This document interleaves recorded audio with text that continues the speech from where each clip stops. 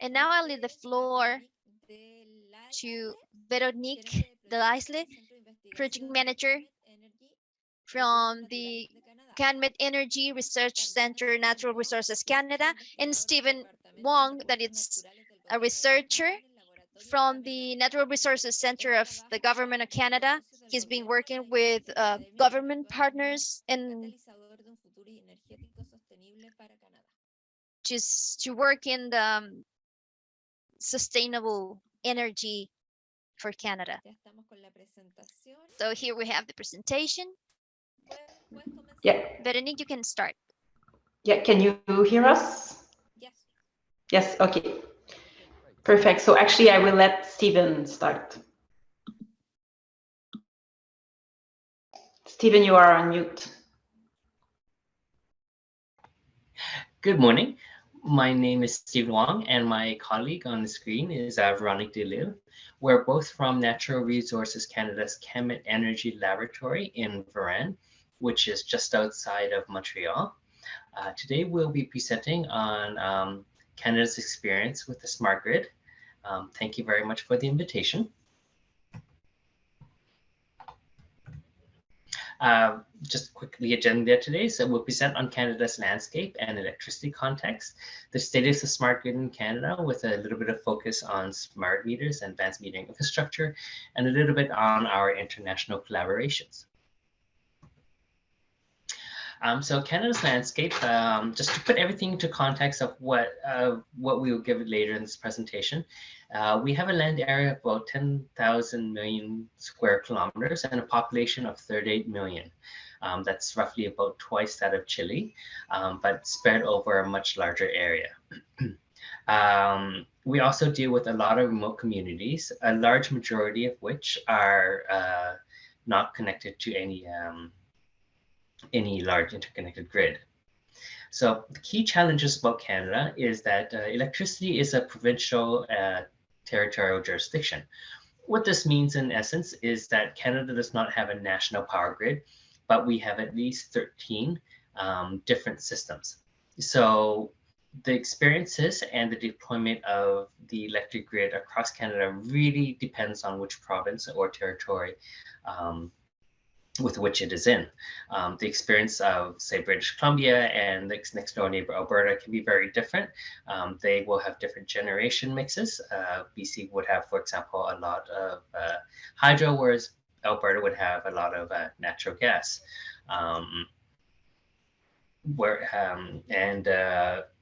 Even the structure of the electricity systems can be quite different in terms of in most provinces, we have vertically integrated utilities. So distribution, transmission, generation, all owned and operated by the same entity, usually a crown corporation or government-owned corporation.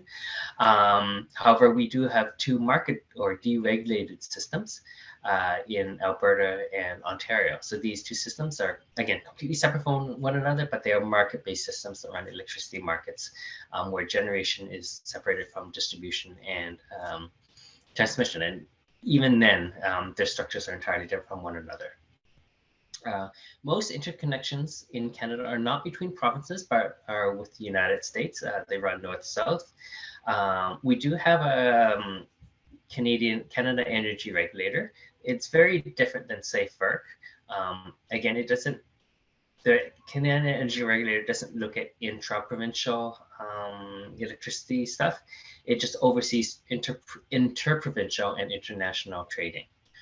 Natural Resources Canada, where I'm part of, what role we play is we encourage cooperation. We can encourage cooperation between provinces and territories, and we can provide funding for example, grid modernization. So while we don't have a direct impact, we can't say exactly what tell provinces what to do. We can provide funding for such projects to advance certain areas of the smart grid. I'll pass it to my colleague, Véronique. So Canada's, can you go back to the next slide, Stephen? Yeah, okay. So Canada's electricity context is that we have one of the cleanest electric grid in the world, with 80% being non-emitting. So of that, 15% is nuclear. and the rest of that 80% is renewable energy. So we have 60% of hydroelectricity and 7% that is non-hydro renewables, which includes wind and solar. So Canada has a vision for a clean, innovative economy balances both economic growth and environmental protection. The government has placed a priority on clean growth and addressing climate change, both of which can be achieved through the development and adoption of clean technologies and innovation. So even though we have a very clean grid, we also have some commitments. For example, by 2050, we want to be net zero emission when it comes to energy. Also, as part of the COP26, in addition to that commitment, it was announced that we wanted a net zero grid by 2035. So in order to be net zero emission by 2050, we'll need to decarbonize several of our sectors. This includes the transportation sector, industry sector, building sector. So this decarbonization will occur through electrification, but electrification with clean and renewable energy technology. So even though we have a very clean grid, we have a lot to do in the future years to reach those decarbonization objectives, to make sure our grid becomes even cleaner, coping with the increase of electricity requirements in the country.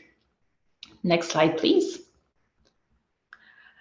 So speaking of increase of electricity needs, so what we're seeing here is a scenario, an evolving scenario all the way to 2050 produced by our Canada energy regulator.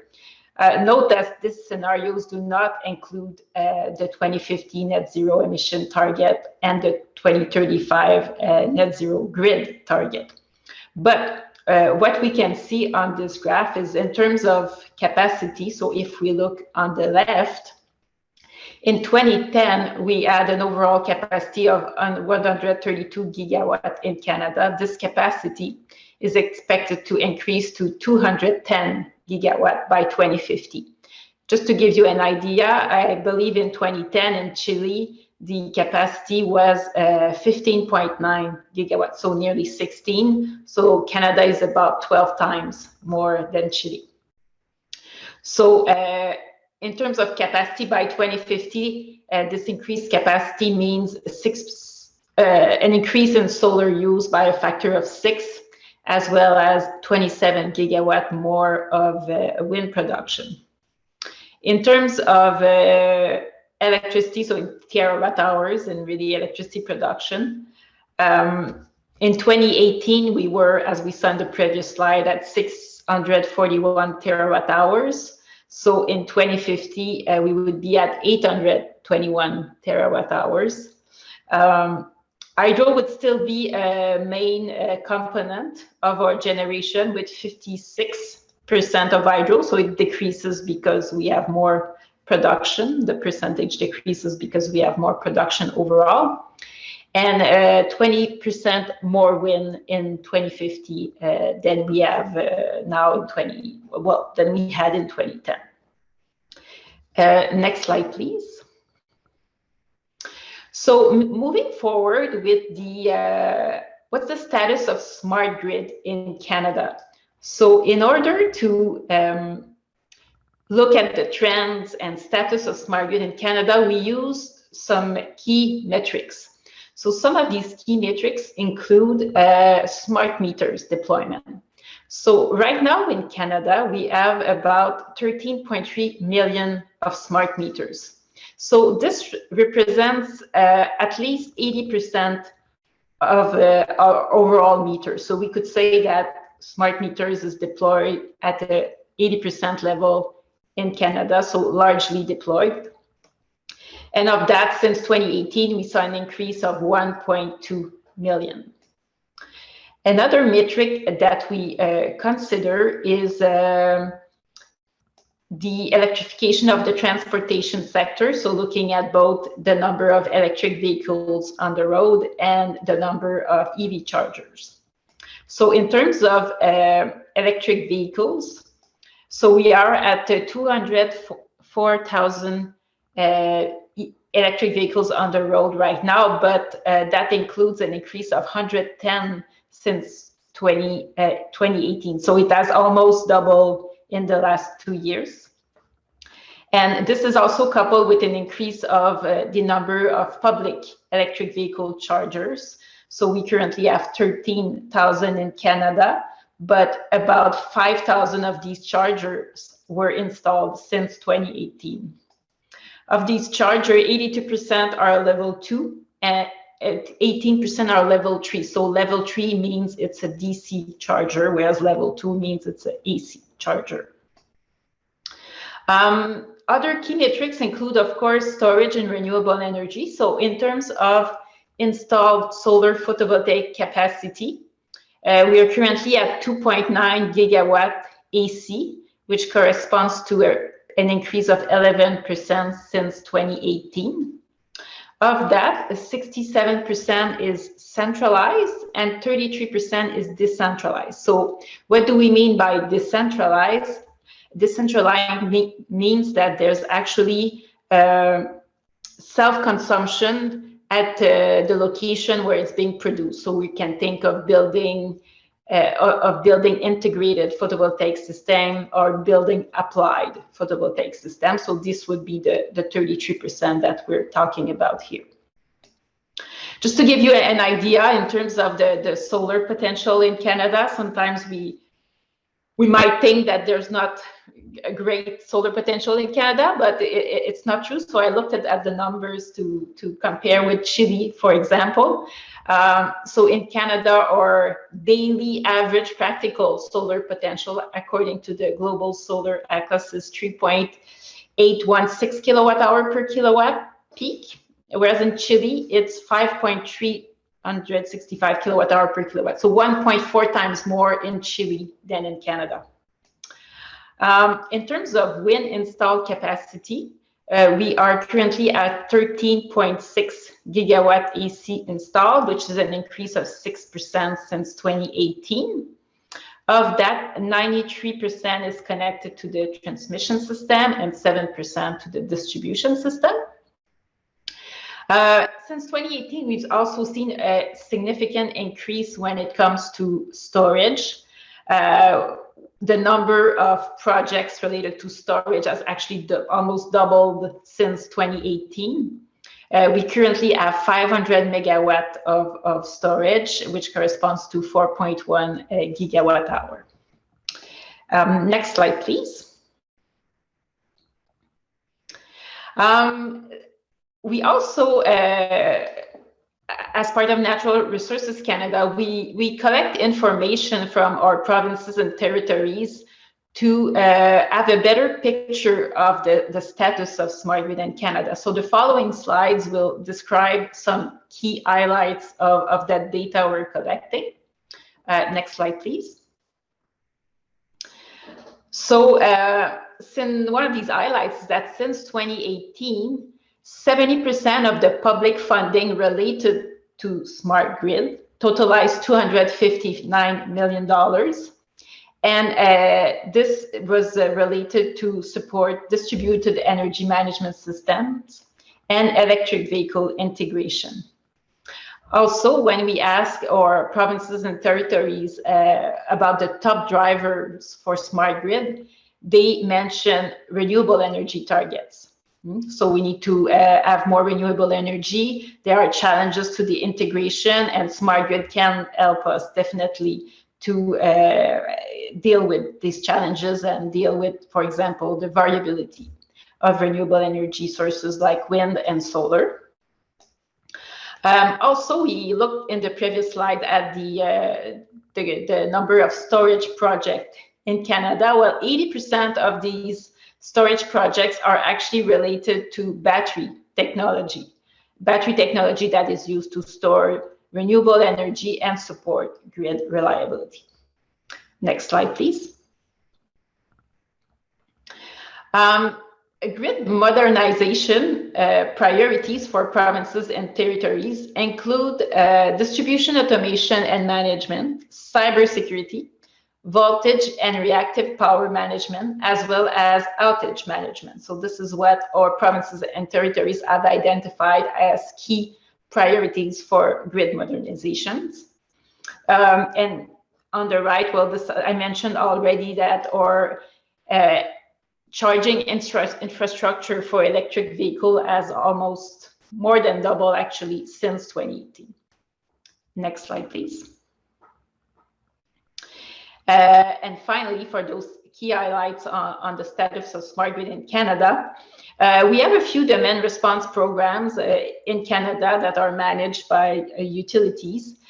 These demand response programs are to help reduce peak demand, but in certain cases, they are also there to facilitate the integration of variable renewable energy.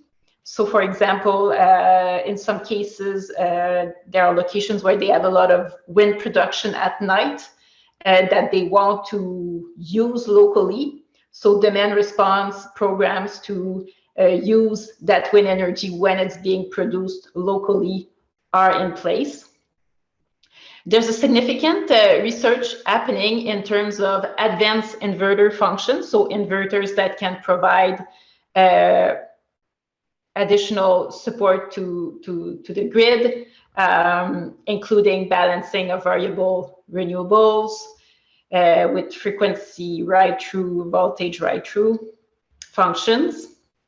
We also have, well, some, as Stephen will show in the following slides, smart meters were implemented 15 years ago. So there's a rollout of new smart meters with advanced capabilities in certain jurisdictions.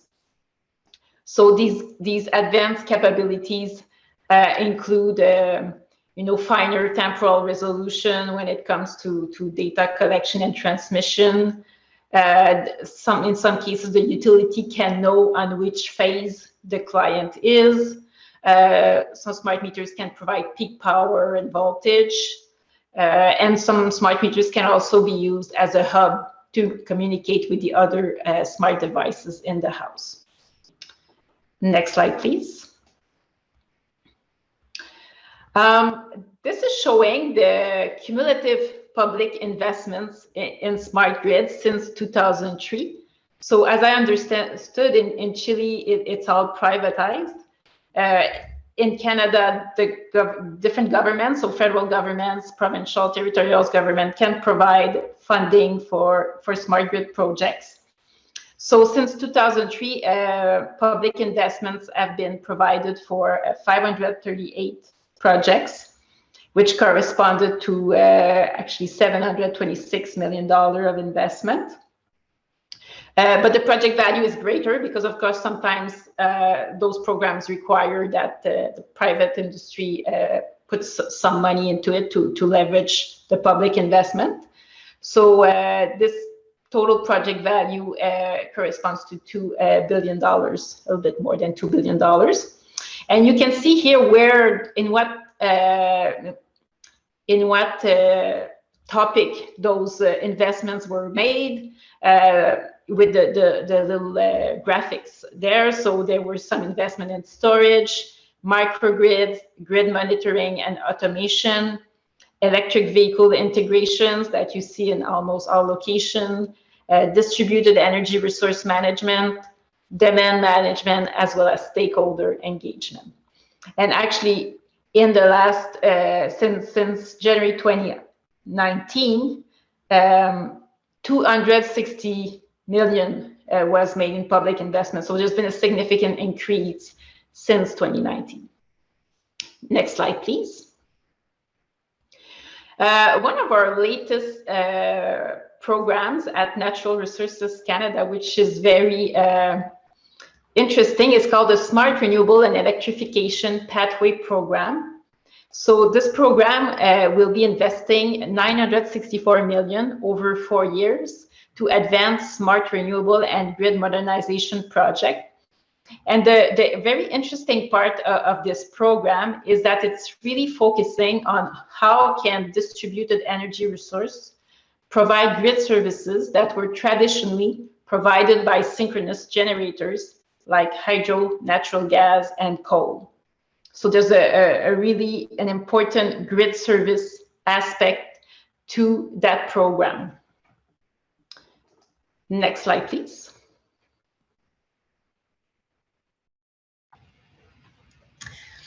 Thank you, Véronique. I've just been keeping track of the questions. I'll just add to one thing that might help highlight one of the questions here. This program provides 10%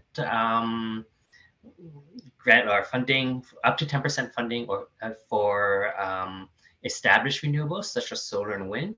It provides 30% funding of the project for emerging renewables, for example, tidal. And it provides up to 50% funding for projects related to grid modernization that are undertaken by the utility. Onto the smart meter deployment in Canada. So smart meters in Canada deployment, as we heard yesterday with the presenter from Oshawa, Ontario. It started between 2005 and 2010 in Ontario via legislation, and that at the time was one of the bigger projects in North America. It has since continued across Canada to hit above 80-85% deployment across Canada. Again, varying by province and territories. The capabilities of these smart meters may vary. Of course, those smart meters that were bought in 2005 to 2010 are going to have won't be as advanced and won't be as new technology as those that are being sought out now, just simply because of advancements in technology. For example, there could be different communications capabilities, there could be different things that are measured. A question in the chat measured, are there minimum requirements that are set out federally? In terms of capabilities, there are, as far as I know, there are no minimum requirements set out federally, but in terms of measurement, it is federally regulated. So measurement accuracy is something that is done by Measurement Canada. And it dictates, for example, that for every fixed amount of years, a certain sample has to be taken out of service and tested. And they have to meet certain accuracy standards. If they don't, then you have to consider replacement programs, and there are details on that through Measurement Canada. The benefits and justifications for installing smart grids have varied across Canada, and they include, for example, enabling time of use rates or peak power pricing, empowering consumers to effectively manage consumptions, and this may be through such initiatives such as green power. Just allows consumers to better see what their consumption is, not on a monthly basis as it typically used to have been, but on an hourly timescale or less. Increasing operator visibility, identifying outages, and reducing outage times. I think that we went quite into depth in that with the Oshawa presentation yesterday. And it just, again, the operator knowing what's happening on the distribution system, knowing where the outages are and being able to dispatch crews without waiting, for example, for phone calls. Facilitating renewable integration, reducing non-technical losses. I think the presentation that we had at the beginning of today talked quite a bit about that, and the possibilities of using AI with smart meter data to help identify those types of losses. Improving utility load forecasts. Again, smart meters gives the utility much greater visibility and granularity on loads. Easing of billing processes and costs. For example, it's no longer required to manually send someone out there to read meters. It's all done wirelessly and automatically. And finally, automatic connection and disconnection of customers from the grids is another benefit that was shown from smart meter deployment. As opposed to waiting a few days to send out a crew, it can be done just with the click of a button. To help facilitate the integration of smart meters and its acceptance, some utilities did offer opt-out options at a cost. For example, such an opt-out option might say if you want to keep your old mechanical meter, you had to pay $100 upfront or something like that, and then you had to pay a monthly cost in order to send someone to physically go and read the meter. In terms of advanced metering infrastructure drivers, so kind of going back up a level, the electrification of all sectors is leading to surge in demand, encouraging the adoption of efficient and flexible energy technologies, including AMI. As we had indicated earlier, Canada has many net zero targets, which could double the amount of electricity required from our power system, and such that AMI will play a key role in helping assist in that transition. There's growing interest in digitalization of the power system coupled to modernization of the grid infrastructure. So modernization and digitalization going hand in hand. Smart grid is about integrating that communications infrastructure. And that's something that AMIs can help provide. Finally, a major driver for advanced metering infrastructure is the customer awareness, engagement, and empowerment. AMI's advanced metering infrastructure, smart meters, give customers much more ability to control or oversight over their own power consumption. And one of the enablers of this is, for example, the green button standard. And it was also talked about yesterday, but essentially it enables the use of smart meter data, not just electric smart meter, but also natural gas and water, for example, for users to better understand the electricity consumption pattern in a user-friendly platform. Within Canada, such standard is being mandated across the province of Ontario by 2023, by 24, or to 2024. But this is by no means the only province that allows consumers to see their consumption. How this plays in the overall greater picture of things is that we've kind of understood smart grid to have kind of three different components. The foundational utility systems, which is essentially what is absolutely necessary to run the power grid. Anything from outage management to SCADA to substation automation to circuit topology and basic telecommunications infrastructure. Up one level is smart grid technology applications, of which smart meters play a key role. And smart meters are there to support smart grid technologies, but also to support such programs such as demand response, cybersecurity, microgrids, fault analysis, and distributed energy resource management systems. Finally, we get to the advanced grid applications, which we're not quite there yet. Well, we're moving towards, and this is where I guess Canada is advancing sits at the moment in terms of advancing and adopting. And that includes, for example, advanced outage detection and dispatch, advanced demand response. So advanced demand response, just talk a little bit more. It's no longer just about peak shaving, which is kind of the prime goal of a lot of demand response programs at the moment, but also advanced demand response could be something that responds to, for example, increased renewable production. So there's a lot of wind at the moment. So instead of reducing consumption, can we increase consumption to get that wind energy? And that could very much be very useful, especially with the adoption of more electric vehicles, where electric vehicles can create a huge change in demand. Advanced inverter functions, where we have grid services that can be provided by the loads or by demand or on the distribution system, is also another really necessary place to go as more and more variable renewables and inverter-based resources come. And this is just to support, for example, stability issues and whatnot that might occur with the lesser role that synchronous generators may have on the grid. In terms of international collaborations, we have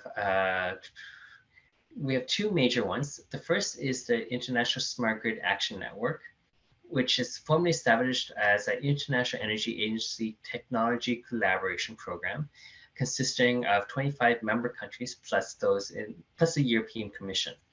And it really works on advancing smarter and clean electricity grids to global network experts. It's really about information sharing and bringing together experts in the field to help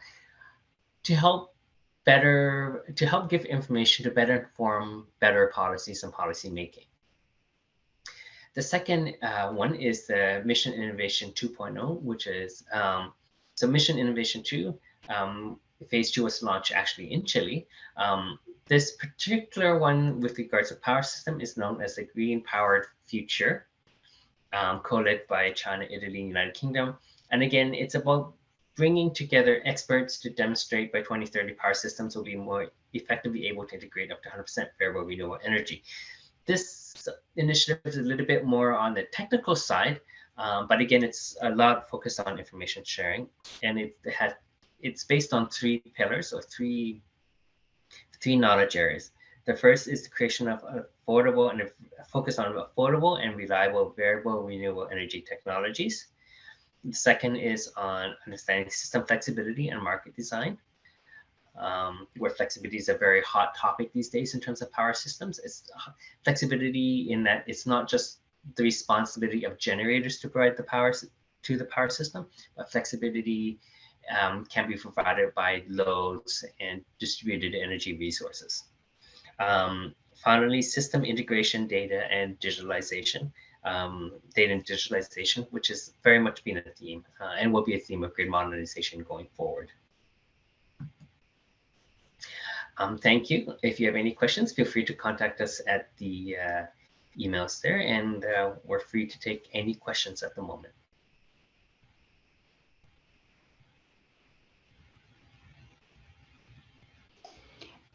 There was a question on the chat from Patricio referring to the tax credits of renewable. What percentage of the investment is considered to help?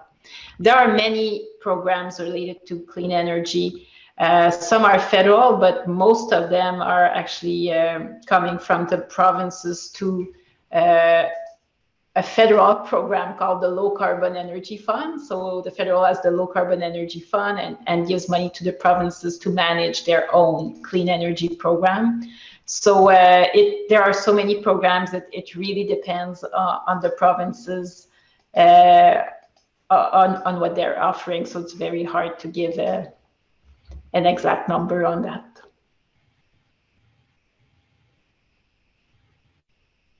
Perfecto, muchas gracias. Le pido ahora a Okay, thank you very much. Now I ask the rest of the attendees of this panel if you can join, because we have several questions. Please turn your cameras on.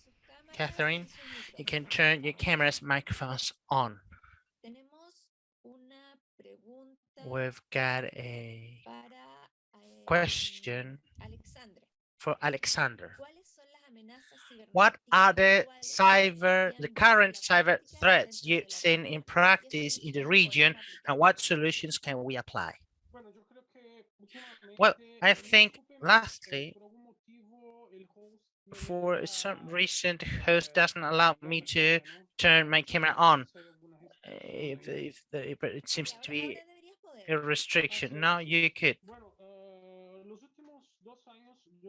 Well, within the last 2 years, I can tell that the threats which are more present both in corporate environments as well as in industrial grids or networks are precisely the threats related to ransomware, which were practically had a 400% growth within the last 2 years. Plus, something that is very strong nowadays, which is the data dumping.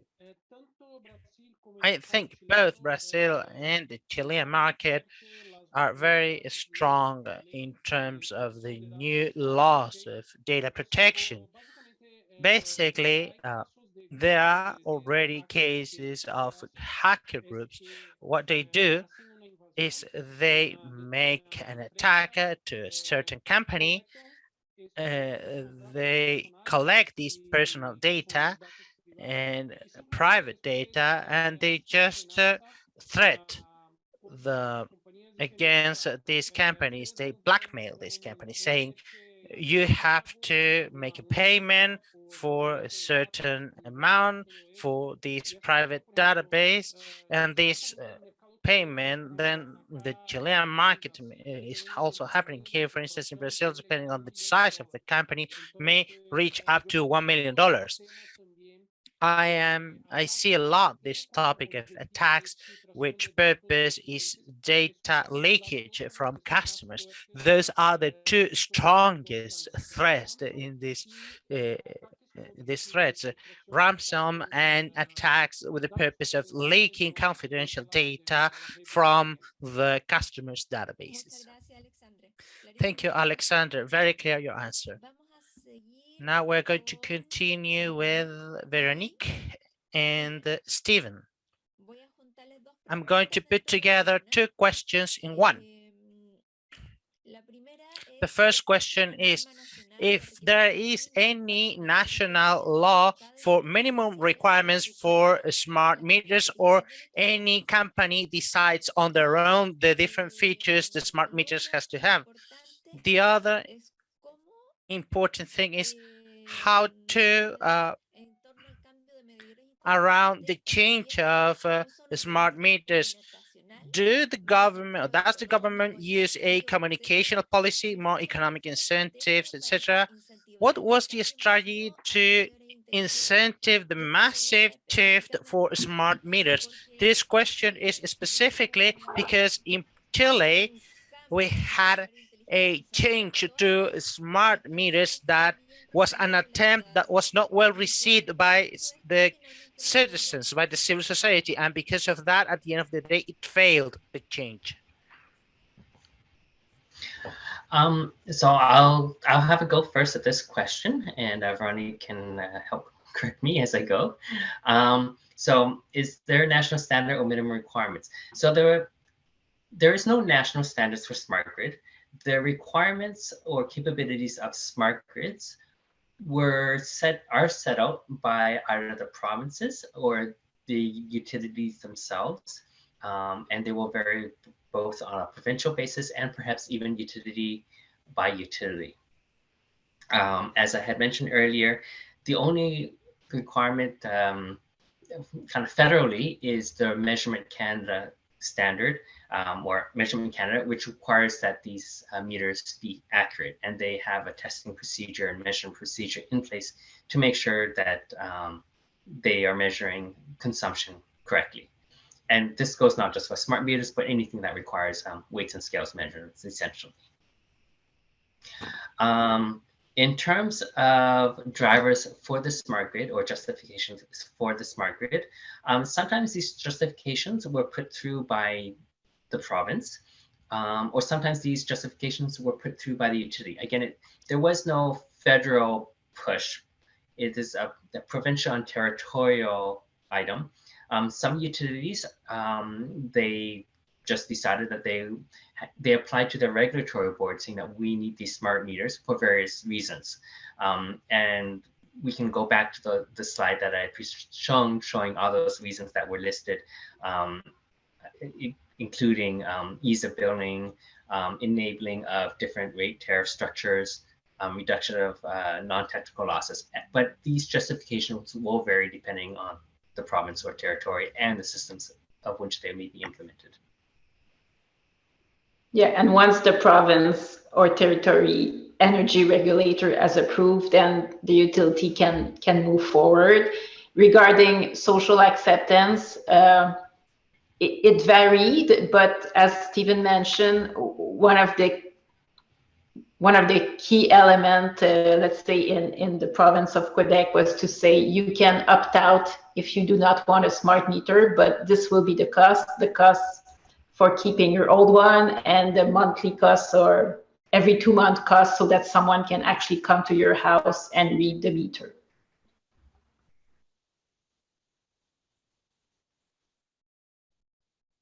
Perfecto. Se Right. entiende muy It's claro. very well understood your answer. Thank you. Question for Christina.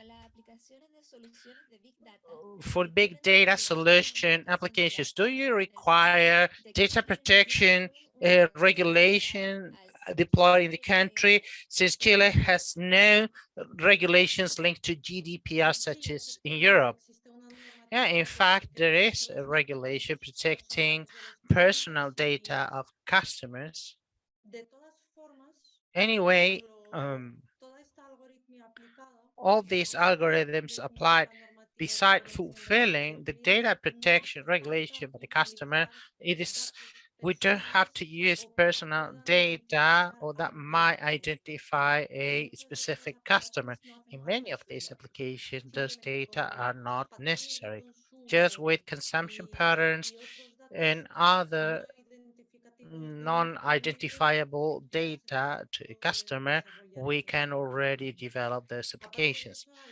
Besides that, there's a series of security procedures as not to for personal data to be protected properly and be fully protected. Then, in my opinion, there's still personal data protection regulation missing. I don't know if I can answer your question with that. Yes, thank you, Christina. We've got another question for Veronique and Stephen. In terms of fiscal credits for renewable energies, what percentage of its investment is considered a help? Yeah, that's what I tried to answer before. So the federal government has little incentives for clean energy, but it has a fund, and then this fund is used to help the provinces to do their own programs. So every province have their own program in terms of helping with the deployment of renewable energy. So there are as many answers as there are provinces. It really depends. I don't know, Stephen, if you want to add something. No, other than the fact that I had mentioned the breakdown, 10% for established, 30% for emerging, and 50% for grid modernization projects. That's not a tax credit, but that's just the fund, again, going to the funds. I think one general experience is that whatever is chosen is something that has to be revised continuously and continuously looked at as technologies develop, because a certain percentage or a certain amount that was, say, done 10 years ago might not be applicable 8 years ago or 1 year or 2 years from now, as technology and as these technologies get cheaper. So it has to be continuously examined. One of our provinces had a very generous feed-in tariff at some point, which slowly reduced. So that's what Stephen means. It started at 42 cents a kilowatt hour for a small system, if I'm not mistaken, Stephen. Something like that for PV. Something like that for photovoltaic installation, and then it was revised many years to eventually, actually, it doesn't exist anymore. So that was something that was tried out in Ontario.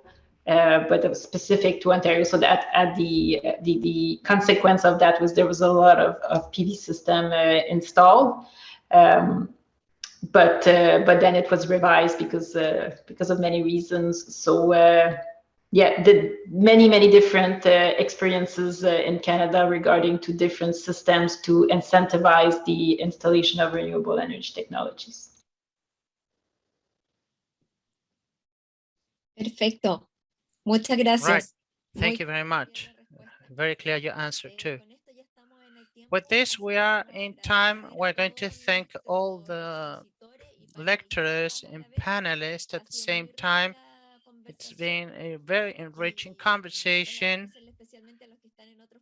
and doing everything with our countries which are different times than ours that could connect. That's very important. Thank you very much. Hopefully we may be with you in the future, and we are going to wrap up this block. Thank you. Thank you very much.